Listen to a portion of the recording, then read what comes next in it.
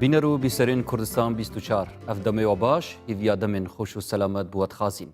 ئەت ڕۆژێکا نیدا و ئەت خەلەکەکە نیدا گەهشتینەف وێن بەڕێز بۆ پێشکەشکردنا خەلەکەکە دیش بەرنامەوە بەرنامێ کوردی وێجارێژی دێ دوور بابەتێکی هەری گرنگ بەحسکەین ئەو ژی ئاین ئەت نافبەرە تەبایێ و جوداهیەدا ئەت قەدیمدا هاتیە گوتن و هاتیە بەحسکردن کو ئاین مایە پێک vê ژیانێ و مایە ئاشتیە بوویە و مایە ڤیانێ و لێکدزیبوونا کۆمەڵگەهێ بوویە بەلێ مخابن وەک تێتە پێشبینیکردن یان کو تێتە دیتن هەندێک جار jî ku ayîn temamî berûvajî peyamaxûlê têtin li hindek cîha û digel hindek kesa ew jî ayîn bîte mayê wê çendê ku dilreqî û neviyan û duberekî û tenanet qelemdana hevdû ib kafir bihête kirin it nava dîndara da lêre cihê pirsyarê ye aye dîn xûdê dînî vê perwerdê arasteyî dîndara diketin yan jî têgeh û têgihiştinên şaş û tefsîratên xelet hene hember ayînî bu wergirtina بۆ وەرگرتنا بەرسڤا ئەvê pirsyarê me divêtin nava vê xelekê da bipirsîn aya bûçî ayîn û zor dem û cîhan da bîye fakterê cudahiyê dîsan rolê mirovî çi ye il perepêdana tebaya ayînî dîsan Kurd çawa it ayînî gihiştiye wek fakterê pêkvejiyanê û tebayê her wisa em çi bikeyn ku ayîn me kom biketin nek me cuda biketin ev pirsyara û çendîn pirsyarin dîtir dihêne arastekirin bû zor berês mamosta Abdurrehman Sedîq navê xwe navê we xêratneka gerim Canabê Seyidayê dikin zor bixêr wê mamosta mamosta berês axiftenekê gelek car hête gotin ke dîn herdem mayê wê çendê bûye xelkî pêk ve kom biketin viyanê durust ketin aştiyê durust ketin lêknizîkbûnê durust ketin belê dibînît hindek cîha da hindek komelgeha da yan dev hindek insana temamî ev çende berûvajî lê tê demat bîte dîndar wî demî mueqqed bîtin demargîr bîtin yan qisereq bîtin aya ev çende bûçi tiştekê zivîtin û bûçî ayîn il zor cih û dema evî roleyê nagehînîtin belkû rolekê pêçawane hête pêş çavkirin بە ناوی خۆی بەخشندەی میهرەبان وایە پرسیارەکە ئەوا دێت یعنی زۆر کەسیش لە خۆی دەپرسێ بڵێ دەڵێ ئێمە جاران دەمانگوت مزگەوت ماڵی خوددایە ئەو شوێنەیە کە ئاراممانەکاتەوە ئەو شوێنەیە کە هێمنمانەکاتەوە ئێستاکە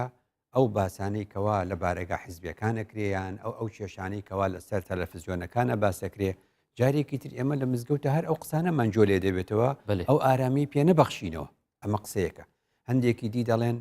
ئاین لە هەموو سەردەمێکا گوتراوە مای تەباییە پەیوەندیمان چاک دەکا هەمومان ڕوومان لە یەک خوددایە ئیدی بۆچی ئەی باشە ئێستا بەهۆی دینەوە ئەمە مشەڕ دروستە بێ چی ڕوویدا چی هاتە ئاراوە وا دین ئاین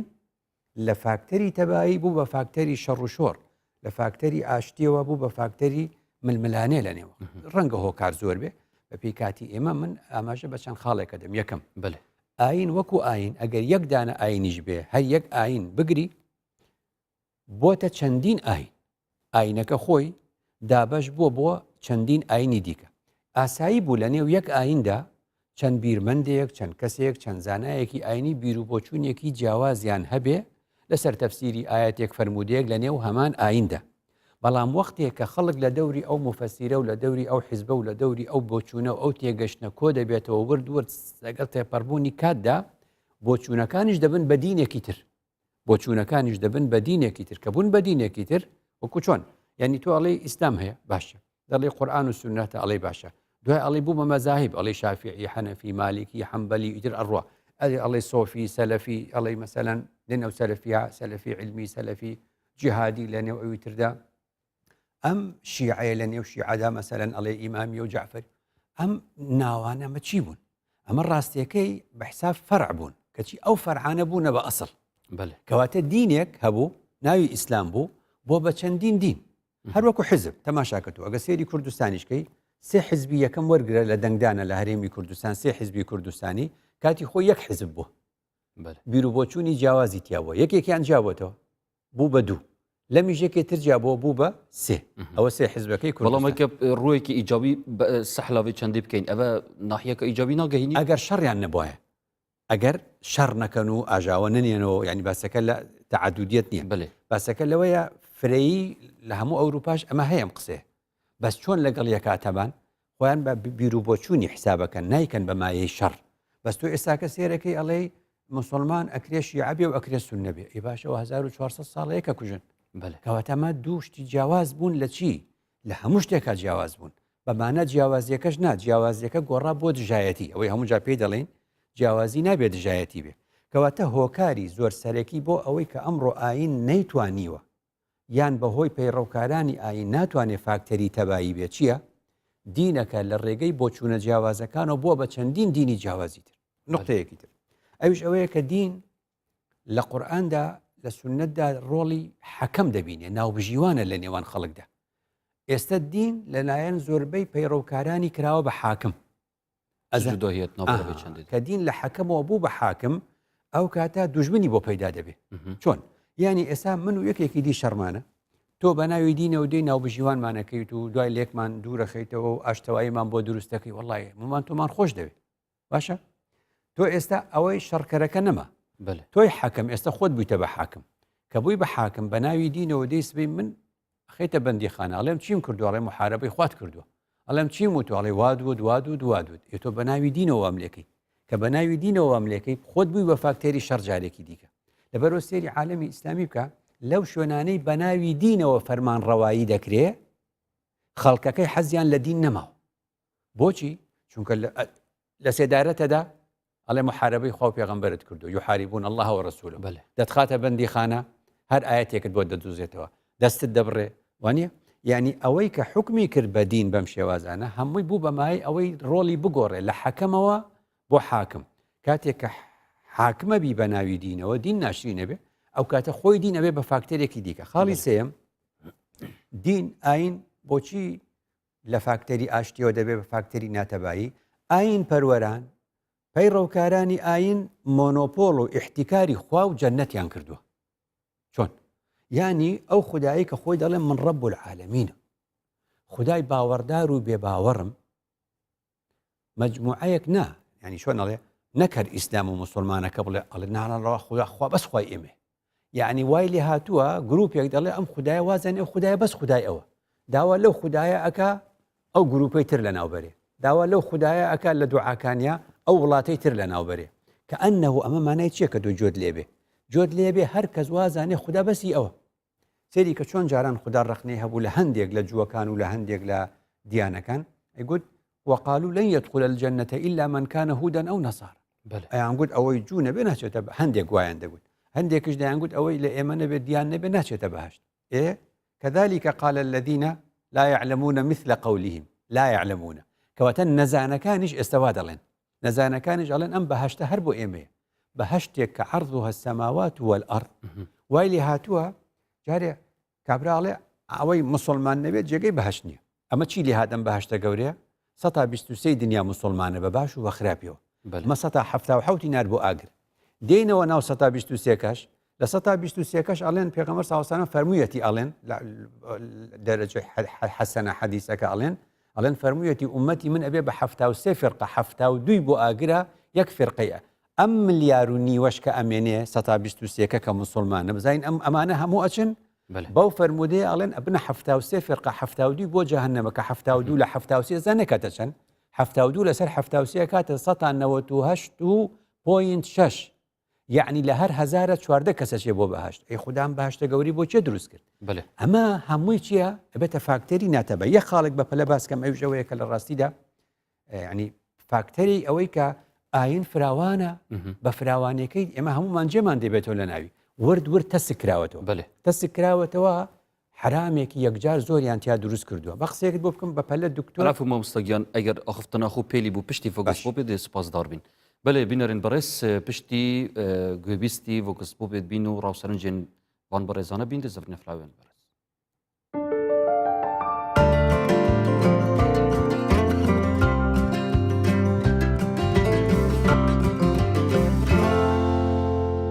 دینمان دیارە کە دینی ئیسلامەتی دینی سەلامەتیە دینی پێکەوە ژیانە هەر لە وەما ئەرسەلناکە لە ڕەحمەتەن للعالەمین ڕادیارە کە پێغەمبەر صلی الله علیه و سلم ڕەحمەتە لە بۆ هەموو عالەمینان ڕەحمەتیش مانای کۆنکردنەوە مانای تەفرەقە و جیاوازی نییە وەکو بسلمانیش بە خۆمان لەناو یەکتردا واعتصموا بحبل الله جميعا ولا تفرقوا ئێمە تەفرەقە دروست ناکەین تەفرەقەش لە لای ئێمە نییە رب العالمین هەر لە قورئانیشدا هەمان لێ دەکا نەکەن وەک ئەو کەسانە بن کە تەفرەقە و جیاوازیان لە دینی خۆیاندا کردووە. ئێمەی مسلمان تەفرەقەمان لەلا نییە. واقعی خۆمشمان دیارە کە چۆن ئێمە هەتا ئێستا پێکەوە ژیاین لەگەڵ ئەو ملەتانەی لەگە خۆمان ئێستا لە کوردستانی خۆمان بگرە لە دیانەکان بگرە لە ئێزیدی و ئەوانی تر هەمووان ئەگەر شتێکی وا هەبواە پێکەوە ژیان نەبووە لە کوردستان دەبا کەسیان لێرە نەبینن چونکە کوردستان بلێ منەلەی کورد باڵا دەستتر بووە لەوان. بۆنە نە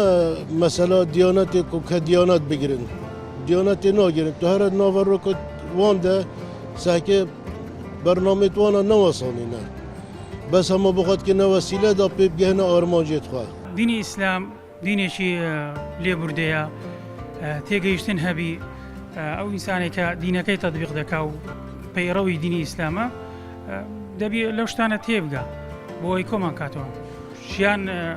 بەتەنیا لە هیچ دەوڵەتێک لە هیچ وڵاتێک لە هیچ شوێنێک بەتەنە ناسە سەر شەر نییە تۆ ئێستا ئیڵا موسڵمان بێت لەگەڵ تۆ بژی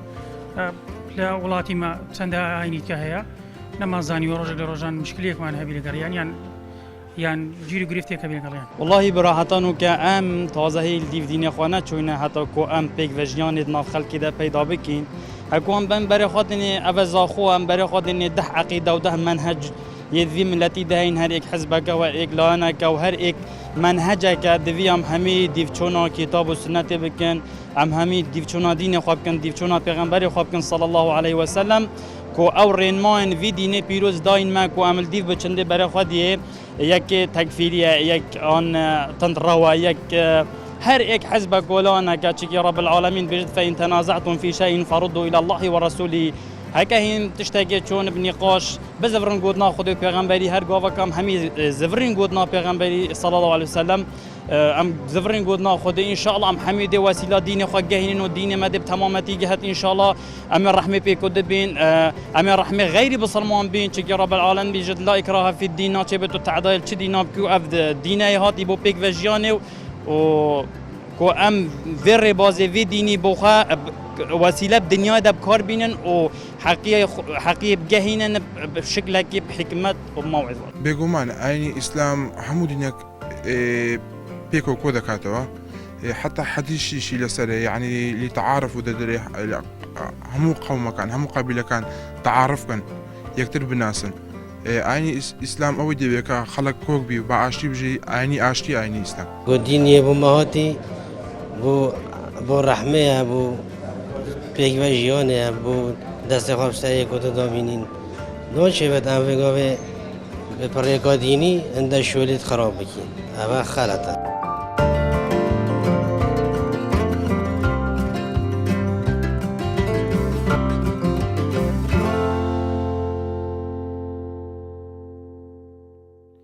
سپاس بو بەشداربووین هێژا هەرساخ و سەلامەت بن. مامۆستا بەڕێز وەکو بێژن وان بەڕێزانە ڕاو سەرنجین خو سەبارەت ئەو پرسیارە هاتی ئاڕاستەکردن ئاختنین خوکردن دەستێنوان خۆش ئەم زۆر لەسەر تەوەری خۆ جەنابێتە پێشی ڤۆکسپۆپێ ڤیا نمونەکێ لەسەر ئاختنا خۆ بێژی و بەحس بکەی ئەگەر تەمامی بدەی فەرمە. ئەمە بەستمەوە بوو یەکێک لەو فاکتەرانەی دیکە کە زۆرن بەڕای من هەندێکی باسەکەم لەم کاتەکەمەیە یەکێکی تر لەو فاکتەرانە ئەوەیە کە ئەوەی خوددا داوای لێکردین خوددا بازنەی حەڵاڵی فراوان کرد. بەێ لەو حاڵەتەدا کە بازنەی حەڵال فراوان بوو زانایان گوتیان الأصل في الأشياء الإباحة دین بازنەیەکی فراوانی زۆر خۆشە هەموو ئەم شتانەی لە بوونەوەرە خوددا بۆ ئەمەی دروست کردو. بەس مامۆستا بەڕێز ئەلعفو تو نابینی یعنی خەلەلەوە مەزنت وێرەدا دەما ئەم دەستێ خو نەدانینە سەر ئاریشێ یان کو نەدانینە سەر برینێ بۆ نمونە ئەگەر کەسێک بچتە دکتوری پێشی تەشخیصا عیلاجی نەخۆشی بوو بێتەکردن نەشێتن عیلاجی بدانیتن مەبەستم وێرە ئەوەی مامۆستا حتى أم نهين بيجيني رنج إشكال خودي دينيش دهبن يانكو دين مطاطية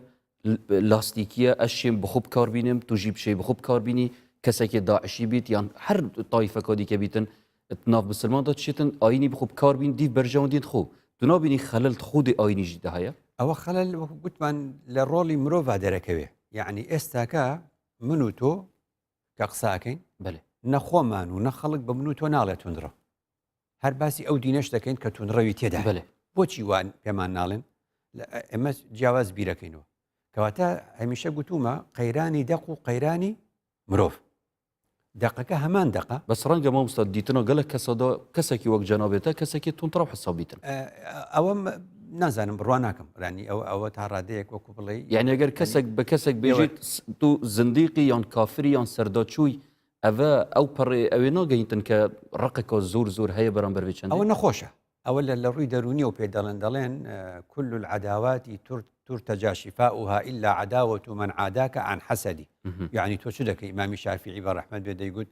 هەیە ڕقی لەمە وانە هەیە حەزی لە پێغەمبەران نەبووە ئێمە چین لە چاو ئەوان جا بێمەوە سەر باسەکە باسەکە ئەوە بووکە دوورکەوتینەوە هۆکار چییە کە ئاین لە فاکتەری ئاشتیەوە دەڕوات دەبێتە فاکتەرێکی ناتەبایی گوتمان یەکەم باسی ئەومان کرد کە یەک دینە بۆتە چەندین دین لە ڕێگەی مەزاهیبی جیاوازەوە ئەو دینە لە حەکەمەوە بۆ بە حاکم یا کردویانە بە حاکم ئەوش هۆکارێکی ترە هۆکاری سێم ئەوەیە کە وتمان ئەو خەڵکە وازانێ خوددا بەسی ئەوە وازانێ خوددا ئەو بەهشتە فراوانەشی تەنها بۆ 15 کەسێ دروست کردو ئەو خاڵی کە ویستم باسی کەم پێشی ناو ڤۆکس پۆپەکە ئەوە بووکە بازنەی ئاین حەڵاڵە یعنی بازنەی فراوانی ئاین بازنەی حەڵاڵە لەم حاڵەتەدا دین ئەبێتە فاکتەری ئاشتی چونکە تێئەگا کە خوددا هەموو ئەم شتانی بۆ ئەو دروست کردووە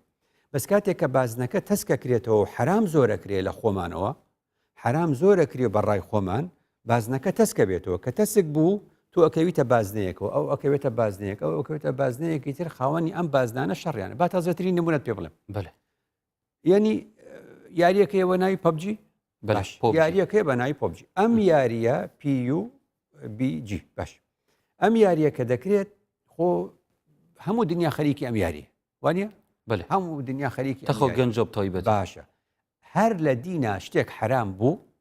خۆ باسی ئیسلامەکەین ئەگەر لە ئیسلامە شتێک حرام بوو ئەبێ بۆ هەر 57 دەوڵەتەکە حرام بێ وەک یەک خۆ نابێت لە شوێنی حەڵاڵ وایە ئەی خێرە ئەمە لە سلێمانی حرام بوو لە هەولێر و لە دووە قسە نییە وایە کەواتە تۆگە شتێکت وت فتوایەکتدا لەسەر بابەتێک ئەبێ فتواکە على الأقل لە ئاستی عالەمیش نەبێ خۆ لە ئاستی کوردستان لیژنەی باڵای فتوا هەیە ئەگەر لە شارێکە لە تۆیان پرسی لە دووهۆک تۆ فتوایەکتدا ئەو کاتە ئەم فتوایە بۆچی لە لیژنەی فتوای دووهۆک نییە بۆ لە سلێمانی هەیە بۆ لە هەولێر نییە وانە بۆ لە هەڵەبجە نەبوو کەواتە ئەمە چی ئێستا ئەگەر لێ یەک هەفتەیە خەڵک ئاین بوو بەچی ئاین بوو بە فاکتەری جودایی ئاین بوو بە ئەوڵی حەڵاڵ ئەوڵی حرامە جا سعودیەکان زوو تووشی ئەم گرفتە بوون ئێستا ئافرەتی چێ بۆ مەلعەب سێری تۆپێنەکە لە یاریگا ئافرەت ئۆتۆمبیل لێ خوڕە لە کاتێکە بە ناوی دین دەگوترا ئافرەت حرامە بە قورئان و سونەت نابێت سیارە لێ بخوڕێ دکتۆرێکیان هەیە عاقڵ بە ناوی دکتۆر عیسا الغەیث کتێبێکی تالیف کردووە 100 تشتی ژماردووە دەڵێ لە ماوەی 100 ساڵی پێشوو ئەم 100 تشتەمان هەموو حرام کردبوو ئێستا هەمووی حەڵاڵە چ ڕوویدا خۆ وەحیمان بۆ نهاتووە ئەو جا نەمانزانی گوتمان حرامە ئێدان بۆیە ئەمانە هەمووی بوونەتەوەی کە ئاین بێتە فاکتەرێکی جودایی بەێ دەستێتت خوشماوسە بەرز دیسان بەدوێت بزانین ڕۆڵی مرۆڤی چییە پەرەپێدانە تەبایەت ناوا دینداراندا ئەو پرسیاری ئەوڵتە یعنی ئێستا باسەکە لەوێ ئێستا ڕۆڵی مرۆڤ چییە بۆ ئەوەی کەوا ئاین ببێتە فاکتەری تەبایی یەکەم ڕۆڵی مرۆڤ ئەو مرۆڤانەی لە ئێستادا دەژین و بۆ ئایندە دەژین ئاینیان کردەوە فاکتەری تەبایی ئەو مرۆڤانەی لە ڕابردوودا دەژین بە جەستە و جسم لێرەن بەڵام عەقلیان لە ڕابردوودا دەژێ ئاینیان کردوتە فاکتەری جودایی چۆن خدا دەفەرمێ تیلکە ئومەتون قەد خەلەت لەها ما کەسەبەت وەلەکم ما کەسەبتم وەلا توسئەلوونە عەمما کانوا یعمەلون ئەوەی پێشی ئێوە ئومەتێک بوو چوو ئێوەش ئومەتێکی دیکەن خدا لە ئێوە ناپرسێ ئەوان بۆیان کرد بەڵام ئەفاقتنەوە هەی مامۆستا بەرچەوەن بێژن ئەم دینیش وان وەردگرین ئەم لوان فێرە دینێکی ئەوت بۆکەم یعنی ئێستا تۆ سونیت تۆ لە جەماعەتی معاویە بوون کە عەلیتان کوشت تۆی تا بووی ئەی باشە ئەمە ینی بۆچی ئەم شەڕی سونە و شیعە هەرکە گوتت من سونە و شیعەیە گوازانێ تۆ ئیمامی حوسێنە شەهید کردووە وایە یعنی ئەم شەڕە 1200 ساڵە بۆ هەیە ئەمە مادام هەیە یعنی ئینسانی ئەم سەردەمە هێشتا لە 1200 ساڵ لەمەوە بەردەشێ دەبێتە فاکتەری جودایی دەبێتە فاکتەری جودایی لە ڕووی حیزبی و لە ڕووی سیاسی شەوایە کورد دەڵێ شەڕ بە کۆنەقین دەکرێت تۆ لە هەر لە ڕابردوەکەی یعنی زۆربەی ئەو شەڕانەی کە ئەمڕۆ دەکرێت لەن وڵا شافعی و حەنەفی کاتی خۆی ئاها بوو وڵا ئیمامی تەبەری لە ماڵی خۆی ناشتیان لەبەرەوەی شەڕی حەنبەلیەکان و شافعیەکان بوو ئەمە هەموو شەڕی کۆنە وەڵام معتەزیلەکان و فڵانەکان قورئانی و نازانم چی شەڕی ئەوەیان کرد ئەمە چییە؟ ئەمە ئومەتی ئیسلام لە ڕابردوودا دەژێ ئەمە هۆکار کەواتە ئەو مرۆڤ ئەم لەسەر مرۆڤە من و تو بۆ لەو شەڕەنین ئێمە لە ئێستادا دەژین ئێمە کوڕی ئەم سەردەمە و نەوەی ئەم سەردەمەین بێ لە سەردەمی خۆمان نەبژین کەواتە ئەو مرۆڤە ئەو مرۆڤەی ئێستا بۆیە هەمومان لە کوردستاندا لە یەک شوێن دەژین ناوی چییە؟ کوردستان بەڵام هەمومان لە یەک زەمان ناژینە هەمومان لە یەک زەمان ناژین خەڵکی زۆرمان هەیە لە ڕابردوو دەژێت ئەوانەی لە ڕابردوو دەژین شەڕەکانی ڕابردوو لە ئێستا دەستزیندووەکەنەوە کەواتە ڕۆمانە ئەخفتنە جانەبێتەوەی چەندێت گەین مامۆستای بەڕێز کە ئەم چ فلتەرێکی بوو تێگەشتنە ئاینی نەدانین خوب بچینەت ناف ئاینیدا وی سەردەمەی تێبگەین کەواتە مرۆڤ زۆر گرنگە پەروەردەکردنی مرۆڤ هەموو میحوەری قورئان و تەوەری قورئان لە دەوری مرۆڤ مرۆڤ چاک بوو قورئان چاک دەخوێنێ سیاست چاک دەخوێنێ هەموو دنیا ئیش لەسەر پەرەپێدانی مرۆیی دەکە خاڵی دووەم ئەوەیەکە تۆ لە شوێنێکی بچووک دابی دنیا هەر بەو شوێنە بچووکە دەبینی قولێکی ئیمامی ڕازی هەیە ئەڵێ من أراد أن يكثر من علمه فليجالس غير عشيرته بكردي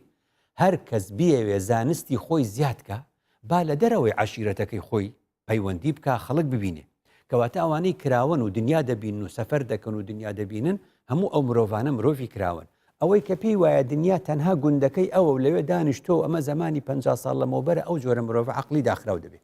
خەڵێکی دیکە ئەوەی بەپەلە بڵێم مرۆڤێک کە بڕوای بە پەروەردەی فرەیی هەبێ چاک دەبێت ئەو مرۆڤەی کە خوددا دەفەرمێت تعالوا إلى كلمة سواء بيننا وبينكم خاڵی هاوبەش دەدۆزێتەوە لەگەڵ ئەوانی دیکەدا و بەتەبایی دەژێت ئەو مرۆڤەی نازانێ خاڵی هاوبەش چیە بە دوای خاڵی جودایی دەگەڕێ گرفت دروست دەکە کۆتایی بەوە دێنم زانم مرۆڤ چەند گرنگە یەکێکەڵێ وەڵی فڵانە کەس لە سەردەمی ئەوە ژیا بۆیە وابوو بە قسەیەک بۆ بکەم دوو مرۆڤت بۆ دێنم لە یەک سەردەما ژیا بن وانە مەسەلەن ئەوە ئیبن تەیمیە خەڵک ناڵێ ئارایی توندی هەیە وای ڕاست ئەوە جەلالەدینی ڕومیە ئەوە نەرمونیانێک هەیە لە دنیا لەو نەرمونیان تر بێ نییە بەو معنەیە نییە کەواتە هەردووکیان لە سەردەمی مەغۆڵە ژیاون جەلالەدینی ڕومیشیان چ بووە لەگەڵێک مەبەستم ئەوەیە کە یەک زەمانە یەک بارودۆخیشە دوو مرۆڤی جیاواز پەروەردە ئەبێ کەواتە کەس نەڵێ تەنها من ینی چۆن ئەڵێ ژینگەکەم خراپ بوو بۆیە من لەوە بووم کەواتە مرۆڤ دوجار کاریگەرە مرۆڤ کاریگەری هەیە مەبەستم ئەوە بوو زمانی یەک زەمانە و زەمانەکە زمانی مەغۆلیشە یەکێکیان تونند پەیدا ئەبێ یەکێکیان نەرم پەیدا دەبێ مانای چییە؟ مانای وایە دوجار مرۆڤ بڕیار دەدا دوجار مرۆڤ بڕیار دەدا کەس خدا قبولی نییە مەسئولیەتەکە بخەیتە سەر دەوروبەرەکەت بڵێ دەوروبەرەکەی من ناخۆش بوو بۆیە من وام لێ هاتبوو کەواتە مرۆڤ فاکتەری سەرەکیە بۆ ئەوەی کە ئاشتی و تەبایی دروست بێ بەناوی ئاینەوە دەستێتت خوش مامۆستای بەڕێز دەمێ بێنڤەدانێکی هاتی و دەهینە فلای وین بەڕێز بفەرمان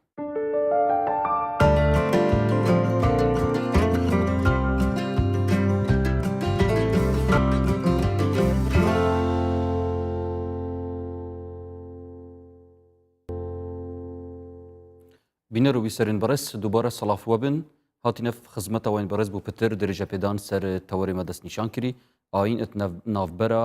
تەبایێ و جوداهیەدا بەڵێ مامۆستای بەڕێز وەک هەر جار ئەم بەحسا نەریتێ کوردەواری دکەین کورد هەردەم ناسراوە ئەپ هەندێک جیاوازیەن گەلک باش گەل ملەتێن دی ئەیکل وان جیاوازیەن وامە دوێت بزانین مامۆستا کە وی بابەتی ئەم نەها بەحس دکەین ئاین وەک ڕۆلێ تەبایی و جوداهیەدا کورد چەوە دوی چەمکەی گەهشتیە لە ئەنجامەوە تەماشاکەین پێشەوەی بچین بۆ هۆکار تەماشای ئەنجام کا وەکو گوتمان هەموو جار دەیڵێنەوە دەبێ بیڵێنەوە دەبێ هەموو دنیاش تێبگەێنین بۆچی تەبایی ئاینی لە کوردستاندا بەرقەرارە بۆچی ئاشتی ئاینی لە کوردستانە بەرقەرارە بۆچی بەهائیەک هێشتا بە یاساکانی زمانی شەستەکانی عێراق مافی چۆن دەڵێ سزای لە سێدارەدانی لەسرە کەچی تۆ لێرە لە ئەوقافە لە بەڕێوەبەرایەتی شوێنت بۆ کردوێتەوە و نوێنەری خۆی هەیە و لە هەموو بۆنەکانە بەشداری دەکەن مەبەستم چی بوو مەبەستم ئەمە بە ئاسانی نەهاتووە دەبێت چاک دەستی پێوە بگرین دەبێت زۆر ئاگداری بین ئەم بارودۆخی ئێستا لە هەرێمی کوردستانە هەیە هۆکارەکەی ئیسلامی کوردیە هۆکارەکەی تێگەیشتنی زانای کووردە ئاوهای داڕشتۆ بۆ ئێمە بۆیە لە هەموو سەرتاسەری ئەو عێراقەوە هەرکەس لێی بقەومێ دێتە کوردستان لە کوردستانە لەسەر ناسنامەی ئاینی و ناسنامەی نەتەوەی نایەتە کوشتن لە کاتێکدا لەسەر ئەو ناسنامە لاوەکیانە هەر لەو بازگەشتانی کەرکک بەرەو خوار چەندین کەس دێتە کوشتن کەوات ئەمە لە ڕاستیدا هەموو جارێک ئەمە پێویستمان بەوە هەیە باسی تێگەشتنی کوردانە لە ئاین بکەین باسی ئیسلامی کوردی بکەین بڕوانە یەکێک لەو خاڵە گرنگانەی کەوا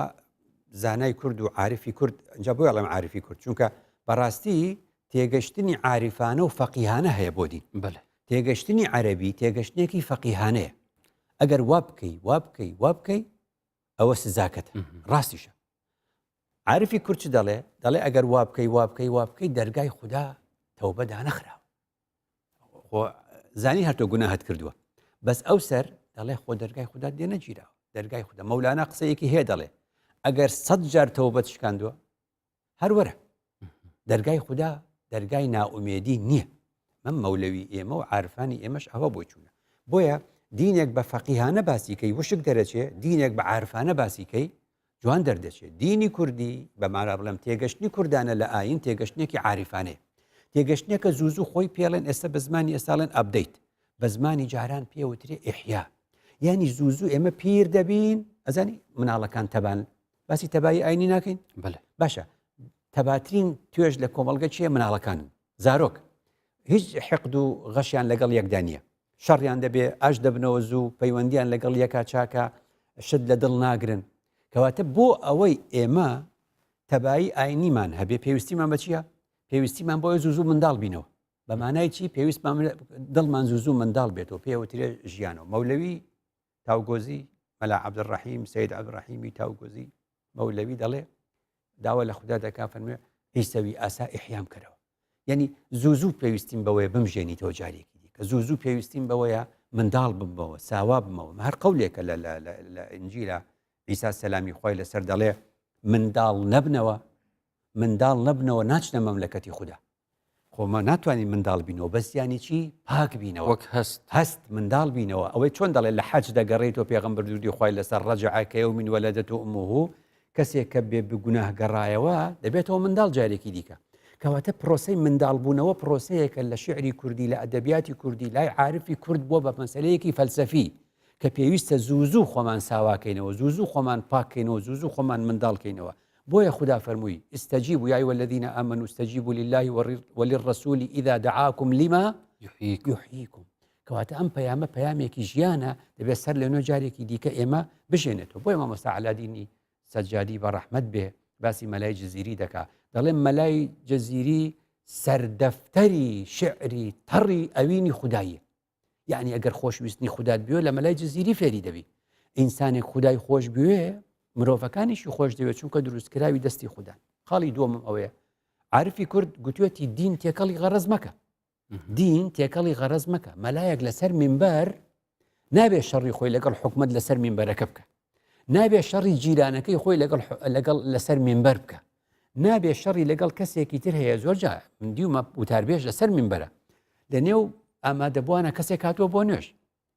لەوێەوە پەلاری بۆ ئەو هاویشتووە تۆ خوتبەیەک دەدەی لە جێی پێغەمبەر درودی خوای لەسەر نابێ ئەو شوێنە بەکاربێنی بۆ غەرەزی شەخسی ئەوە بوو کە عارفی کورد مەحوی گوتی چ بوغزێ کرد لە وەعزایە واعز وا پڕ لە ئەغرازی وەعزی دینی نابێ غەرەزی تیابێ وەعزی دینی نابێ پەلار هاوێشتن و قسەوتن بە خەڵکی تیابێ کەواتە دین مامۆستا بەدیع زەمان سەعیدی کوردی گوتی ئەم دینی خوددایە قبول ناکە هیچ غەرەزێکی دیکەی تێکەڵ کرێ نابێ بەکار بهێنرێ بۆ ئامانجێکی دیکە دەبێت تەنها لە ڕای خوا و لە پێناوی خوددا قسە بکەین و لە پێناوی خوددا نەسیحەت و ئامۆژگاری خەڵک بەڵام مامۆستاوە ئاخفتنەکە میثالی و نمونەی نییە کە جەنابێتت بێژیتن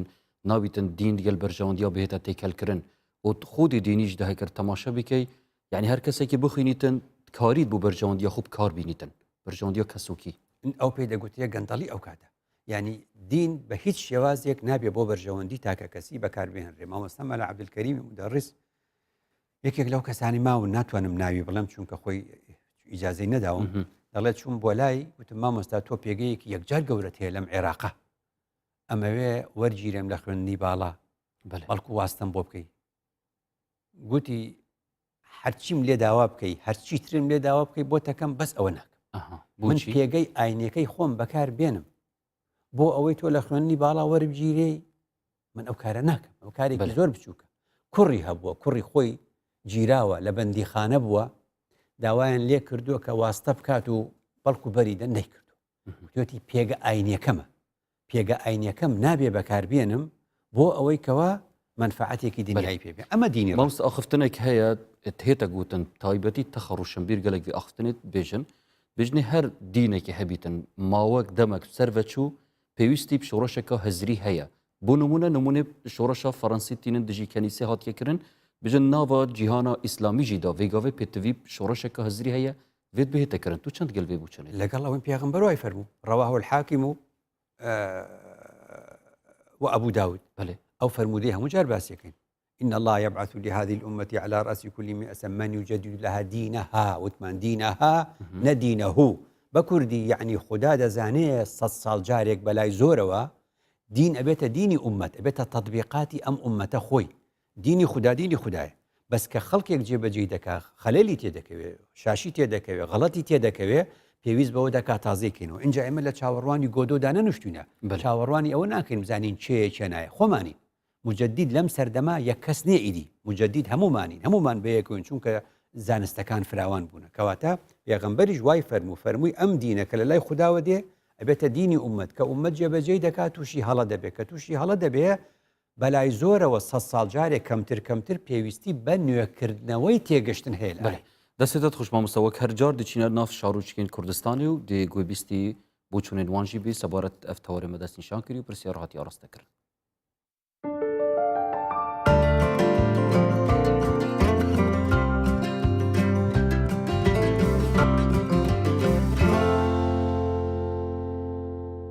دین دائما نەگەوەکو خۆی بۆ خی گەورە بەکاریبینین هەمووان پێک دێن بەڵام ئەگەر دینمان بۆ دەسەڵات و بۆ مەسلحەت و بۆ کاری شخصی خۆمان بەکارینە بەڕاستی هەرەیەک بۆ لای خۆ بۆ حەزبەکەی خۆی ڕادەکێشی بۆ لانی خۆی ڕادەکێشێ زەحمەتە خەلکەکە پێک بێ بەڵام ئەگەر لۆ خوای بی ئینشاءالله هەمووی پێک دێن تزرۆمەدە نوکەوێگەوێ gelek layinê heyên Diyanetê bi xwe bikartînin ke wesileyek davgehna armancê xwe. Xwe Diyanetê hatî ku bo rehmê û pêkvejiyanê da alemek lê kom bibit û rehmê pê ku dibit û Xwedê Teala kîtabayê bi mefrê kirîn Qur'ane, Encîle, Tewrate tiştê tenî bûme wekî distûreke ku em ser birê ve biçin. ڕاستی و کەسێک کە تطبیقی دەکات دەبێت تێگەیشتوو بێ نەوەک بێ بە کەیف خۆی حەدیثێک یان ئاەتێک تەفسیر بکە و سەری خۆی کێشە بۆ خۆی بنێتەوە و کێشە بۆ خەڵکی کەش بنێتەوە فتنەیەک دروستکە بۆەوەی لەو شتە تێنەگەیشتێ تێگەیشتی بێ زۆر باشترە طبعی هەر دیانەتەکە هەبێت بگرەش ئیسلامێ و ئەنژی بێژن ئەنجیل تەوراتی حتا زەبورێژی دینێمە زەردەشتیژێک هەر ئاینێکی هات بتن بۆ هەندێک و ڕێکخستنا ژیانە بەشەریەتێ بکەن طبعی نوکەژدا ئەم نابینن مەسەرەن ئەو پیشیوەی بۆ خەلکێکی بێت گوتن هەر دیانەتەکە هەبتن بەلێ ڕاستی داڵڤیا بتن ئەو دینێ ڕاست ئەوێک و بێژن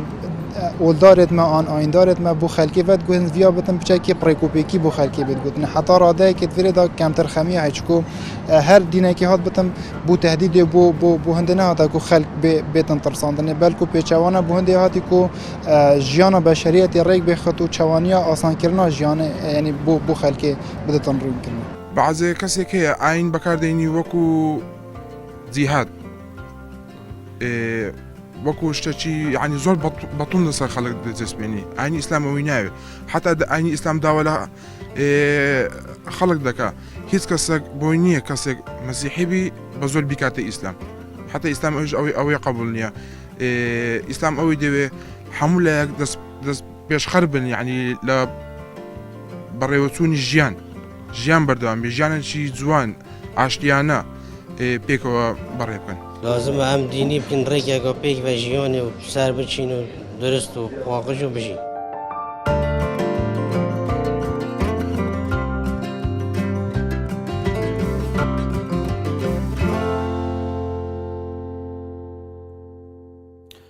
سوپاس بۆ وان بەڕێزێن بەشدار بووی سەبارەت ئەو ئەختنی وان گوتین و ڕاوسەرنجێل خۆ گوتین هەر ساخ و سەلامەت بن مامۆستای بەڕێز بزڕینە سەر تەوەری خۆمە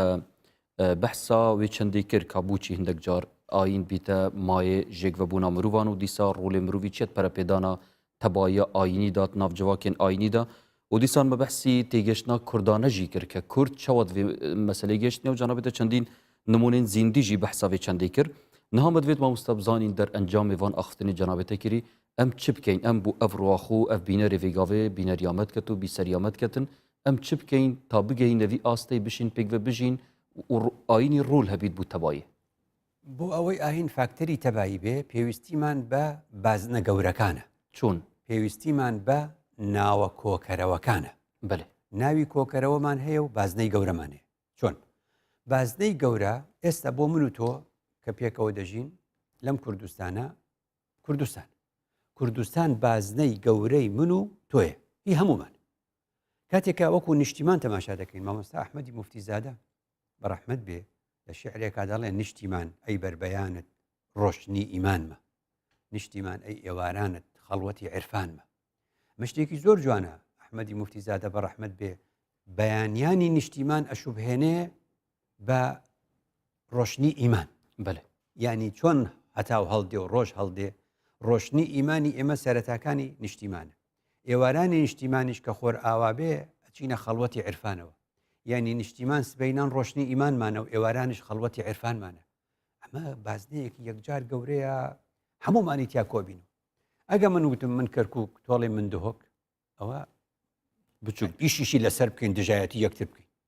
من بڵێم سۆرانی و تۆ بڵێ بادینی، من بڵێم شێوەزاری خوار و تۆ بڵێ شێوەزاری سەر و وانە ئەو جاوردر بڕۆینەوە تۆ من بڵێم عشیرەتی فلان و تۆ بڵێ عشیرەتی فلان. اینجا لە ناو نفسی عشیرەت بەرە بابی فلان تۆ بەرە کێشەی کورد لە ڕووی نەتەوەیشەوە هەر ئەم دابەشبوونێ بۆ بازنە بچووکەکانی عشیرەت و شارچێتی و گەڕەکچێتی و هەندێک جار شەڕەگەڕەکە بوو جاران گەڕەکێک و گەڕەکێک بەبەر بەربارانی یەکتریانەکە کەواتە بازنە گەورەکان دەمان پارێزێ. بازنە گەورە پەیوەندی دیگەل ڕووی ئاینی هەیە. ڕاستە کاتێک کە دەزانین خوددا ئێمەی دروست کردووە لەم نیشتیمانەکە ئەم نیشتیمانی ئێمە کۆزە ئەوروپا شەڕی ئاینی نەبوو. ئاین فاکتەری کوشتن و بڕین و ماڵوێرانکردن و سوتان بوو لە ئەوروپا بە تایبەت لە 1000 ساڵ لە سەدەی 5 هەتا سەدەی 15 1000 ساڵ ئەوروپا ڕووخا وێران بوو. خۆ لە کۆتاییەکانیشان لە شەڕی 30 ساڵەی کاسۆلیک پرۆتستان یعنی وەک شیعە و سوننەی ئێمە 1618 بۆ 1648 30 ساڵ شەڕکردن لە نێوانە ئەڵمانیا بە تایبەت دوو لە سەرسی دانیشتوانەکەی لە دەستدا. بەچی کۆبوونەوە بسمار کاتچی گوت دوجار گوتی ئەڵمانیا نیشتیمانمان پرۆتستانتی کاسۆلیکی هەر شتێکی دیکەی نیشتیمان کۆمان دەکاتەوە. کەواتە ئەم قسەیە ڕاستە هەر ئاینێکی هەر مەزهبێکی هەر بیر و بۆچوونێکی هەر شتێکی دیکەی دوجار بێ بازنەیەک بدۆزینەوە کە کۆمان کاتەوە. ئەم بازنەیە بە پلەی یەکەم بازنەی نیشتیمانە. نیشتیمان خێر بۆ دین دەگەڕێنێتەوە بەهۆی نیشتیمانەوەیە کە ئێمە ئەو شەڕ ئاینیانەمان ناکەین لەگەڵ یەکتردا چونکە شەڕی ئاینی من و تۆ لەم نیشتیمانە نیشتیمان وێرانەکە. خاڵی دووەم وەکو چۆن دەڵێ هەر لەگەڵ ئەوە وتم ناوە کۆکەرەوەکان بەێ خوددا دەفەرمێ هو سەماکم المسلمینە من قبل کەواتە ناوێک بۆ باوەڕدار لە خۆمانی بنین من تۆ بڵین مسلمانین باش وایە بەڵام لەوە هاتینە خوار شەڕی ناوە فەرعەکانمان کرد شەڕ دەست پێکە یاڵە تۆ سونیت یاڵە من شیعەم تۆ شیعی من سنیم شافعی حەنەفی مالکی حەنەوە ناوانی کە گوتم اینجا کاکە هەردووکمان تەسەوفی تۆ چیت وەڵام من شازلیم ئەی تۆ وەڵام من نەقشبەندیم ئەی تۆ وەڵام من قادریم ئەوتە ڕفاعی ئەمە چی بوو ئەمە هەر لێرە بوو. بەس دەمەکە دەما مستا دەمە ئەم هانە خەڵکێکی بدەین بژنێ وێتە تێگەشتنا جیاواز بوو ئاینی هەبیتن دەرئەنجامی تێگەشتنا جیاواز ئەف چەندە لێ دروست نابیتن. زۆر جوانە ئەڵێن فەرقی ئێستا لە عێراق هەموو جاڵێن ئێمە تەقسیمی تائیفیمان ناوێ. فەرقی تائیفیەت و مەزهبیەت چییە؟ مەزهبیەت تەقسیمێکی ئاینیە قەیچێکە فلان شافعی و فلان حەنەفی سروشتیە مە بیر و بۆچوونێکی جیاوازە. بەس ئەگەر لەسەری هاتنە ئەوەی کە پۆست لەسەری تەوزیعکەن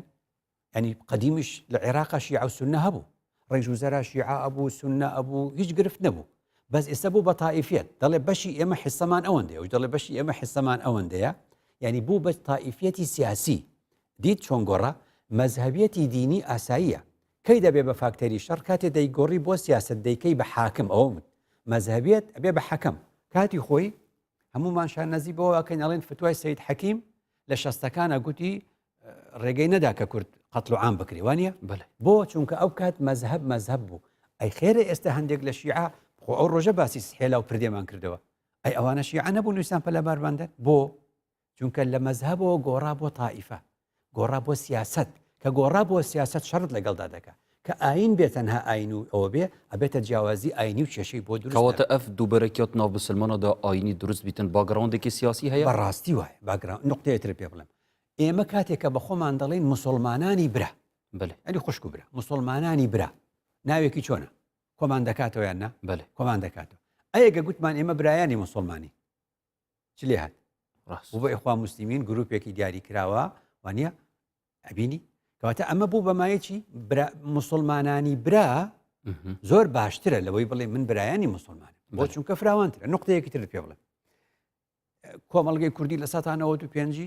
یعنی بۆ چوون ئەڵێن مسلمانە چکە ئەحسای ورد نەکرا باشە ئەی چەنی ئیسلامیە بەپێی هەڵبژاردنەکان 12 دەنگی داوەتێ کەواتە ئێستا چی ئەبینی تۆ ئەمە نیشانەی چیە ئەمە نیشانەی ئەوەیە خەڵک لە قۆناغێکە مسلمان بووە دوای تەوەجوهە سیاسەکەی بۆ بە ئیسلامی دوای کە کەم دەبێتەوە مانای چێ مانای خەڵک لە ئیسلامی دەگەڕێتەوە بۆ مسلمانەتی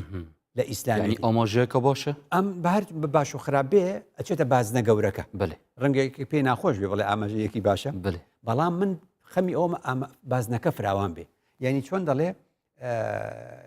زۆر جار گوتومە ئەگەر من حیزبێکی ئیسلامی دروستکەم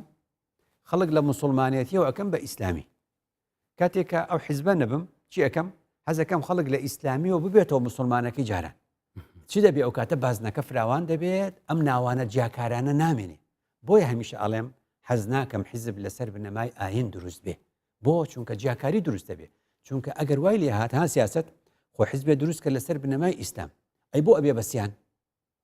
خۆ دینەکە سیان نییە بۆ چوونە سیاسیەکان سیانە بەس کە بۆ چوونی سیاسی و ئایدۆلۆژی درێژەی خایان ورد هینی شەرعی بۆ دۆزیتەوە ئەچێتە بازنەی دۆزینەوەی پاساوی شەرعیشی بۆ دۆزیتەوە ئەو کاتە گرفتەکە ئەبێتە ئاینی سەبارەت ئەفاختنە جانابێتە کیری ئاختنێک هێتە گوتن سەبارەت وێ چەندی بژنەگەر تو دینی سیاسەتی جودا بکەی ڕوولی دینی دەمینتە بەتنی ڕوحانیەت و پەیوەندیەک ناوبەرەتە و خودی و تەواو ئەو جوداکردنەوەی ئەزانی چۆنە ئێستاکە پێغەمبەر دروری خوای لەسەر هەموو ئەم کارانی بەیەکەوە کردووە وەلەکم فی ڕەسولی لای ئوسوەتون حەسەن تەواو بەڵاو ئێستا ئەلئان من و تۆ لەم کاتەیە من و تۆ چۆمان لەو ئوسوە حەسەنە وەرگرتووە دەوری ئیرشادی بەشە ئیرشادەکەی کەوا ئەلکەلیمەت و طەیبەت و سەدەق ئەو کەسانەی دەچنە پەرلەمانتار دەبنە پەرلەمانتار و بوون لەم کۆمەڵگە مسلمانە دەورە تەشریعەکە لای پێغەمبەر وەردەگرن کەوا چۆن یاسا بە وڵات دادەڕێژن ئەوانەی دەچنە حکوومەتی هەرێم کابینەی تازەکە دروست نابێ ئەوانە چی دەکەن دەڵێن بزانین پێغەمبەر دوودی خوای لەسەر فەرمانڕەوایەتی چۆن بە عەدالەت کردو لێی وەردەگرن حاکمەکان قازیەکان ئەوە وەردەگرن پێغەمبەر چۆن قەزاوەتی وەرگرتووە مفتیەکانمان لیژنەی فتوا لە پێغەمبەر فێر دەبێت چۆن فتوای کردووە وەزارەتی پێشمەرگا وەزارەتی دیفاع و بەرگری لە پێغەمبەر فێر دەبن لە شەڕ هەڵسوکەوتی چۆن بووە کەواتە هەمومان ناتوانین پێغەمبەر بین ئەبێ ئەرکەکانی پێغەمبەر دابەشکەین بەشە سیاسیەکەی چۆتە لای پەرلەمان بەشە سیاسیەکەی چۆتە لای حکوومەت ئیدی خۆجیامان نەکردوێتەوە بەس کەسەکانمان جیا کردوێتەوە لە یەک کاتە تۆ ناتوانانی مفتیبی قازیبی فەرمانڕەوابی پەرلەمانتاربی یعنی هەموو ڕۆڵەکانی پێغەمبەر درودی خوای لەسەر لە دوای خۆی دابەش بووە وایە یەکێ فەقیهە یەکێ مفەسیرە یەکێ محەدیثە ئەبینی چۆنە یەکێ مؤەرریخە یەکێک بەو شێوازە یەکێک بەس خەون لێ کەواتە کارین بێژین درستە تو ئاینی بکە لێڤەگەڕێک بەڵام نابیتن ئاین کە کول بینیت قالبی سیاسەتێدا ئەمەیە کە گوتیان ئیسلام دینێکی شامیلە قسەکە ڕاستە بەس هەموو جا دەڵێن گشتگیری ئاین شمولیەتی دین یەکسان نییە بە شمولیەتی حیزبێک یعنی هەموو دین لە یەک حیزبە جێ نابێت ئەبێ دابەش بێت هەموو دین لە لای گروپێک جێگەی نابێتەوە بە فراوانێکی دەبێ بەشبەشیکەن لەبەرەوە زانایانی قەدیم زۆر جوان بەشبەشیان کرد اینجا لەبەرەوە کە ئەڵێن دین و سیاست لێک جاکەرەوە یعنی لە یەک کاتدا ناکرێت تۆ خەتیبی سەر مینبەرێک بی لە عینی وەختیشا تۆ ڕئیسی حیزبێبی چونکە تۆ مادام ڕئیسی حیزبێکی لەو کاتە بەڕاستی دڵت بۆ حیزبەکەی خۆت خۆش تۆ ئیش بۆ حیزبەکەی خۆتەکەی ئێ خەتیبیش جێگەی پێغەمبەرە بێ بۆ هەمومان بی مامۆستا جەنابێتە نمونە پێغەمبەری ناسڵاوێت خود لەسەر بن کە ئێک کاتدا هەمی ڕول گێڕان پێغەمبەرە ئەرێ مامۆستا نەتیجەی ژیدا پێغەمبەر قل إنما أنا بشر مثلكم پێغەمبەر ژی نەبووە وەکو هەموو کەسێکی ئەوە لە بەشەریەتە بۆ ئەوە بۆ ئەوەی بوو کە لە پێشودا باسمان کرد پێغەمبەران بە بێباوەڕان دەڵێن ئێمە مەلائیکە نین ئێمە بەشەرین چونکە ئەوان داوایان نەکرد مەلائیکە بێ لەبەرەوە ئێمە بەشەرین ئەم بەشەرە پێغەمبەران بە پەیامەکانیان ئیشیان چییە وتمان بەشەر بگۆڕن بۆ ئینسان ئینسان هەڵگری تەکلیفەکەیە جا هە کاتێک کە پێغەمبەر دێ درودی خوای لەسەر شەرائعی ئیسلام زۆر ئەو تا پیاوی دێتە لای پێغەمبەر لە فەرمودەی صحیح حاڵە یا رسول الله قد كثرت علي شرائع الإسلام فأوصني ئیسلام زۆر فراوان بوو من چی بکەم بەڵێ ناڵێ ئەم پیاوە نەپیاوی سیاستە نەپیاوی پەرلەمانی ئەو کاتێ نەپیاوی حکوومەت هیچ ئەوانە نییە پێی دەڵێ لا يزال لسانك رطبا بذكر الله ذكری خوا زۆر ئەبینی ئیشی بۆ خۆی دۆزیەوە ئیشی ئەو ئەوەیە کەواتە هەر کەسێک لەو کات ئێستا جاوا دەڵێم ئیسلام فراوانە وایە کە ئیسلام فراوانە چەند کەس وڵاتی بەڕێوە بردو چەند کەسێکن وڵاتیان بەڕێوە بردو چەند کەس هەیە بە زانستی فەرموودە خەریک بووە هەبووە بە تەفسیر خەریک بووە هەبووە بە فقهەوە خەریک بووە هەبووە بە فتواوە خەریک بووە هەبووە بە زاهیدیەوە خەریک بووە کەواتە ئەمە ئەلێرەوە بۆ ئەوەی ئاین فاکتەری تەبایی بێ نابێ هەموو ئاین لە یەک کەسا کۆکەیتەوە چونکە من چۆن چی بکەم ئەبێ شمشێر هەڵگرم و شەڕیش بکەم و قسەی خێریش بکەم و ئەمە ناکرێ بە یەک کەس ئەبێ یەکێکیان هەڵبژێری من بۆ وازە حزب دێنم لەبەرەوەی حەزم لە کاری سیاسی نییە من حەزم لێ نییە زۆر دێم چیەکەم دەوری ئیرشادی ئەبینم ئەوە دەوری من سوپاس بۆ ڕێزدار مامۆستا عەبدوڕەحمان سەدیق بۆ پەیوەندیتەین جوان و زێڕین مامۆستا ساخ و سەلامەت بی بینەرن بەڕێز وی ئاوایی دەهێنە دمایاوی خەڵکێ و زۆر سوپاس بۆین بەڕێز کەت گەلمەدا بوون هیڤیامەوەمە کاری بیتن مفاکی بگەینەوەین ڕێزدار ببینم خێر و شاد خدای مەزن مەهەمیا بپارێزیت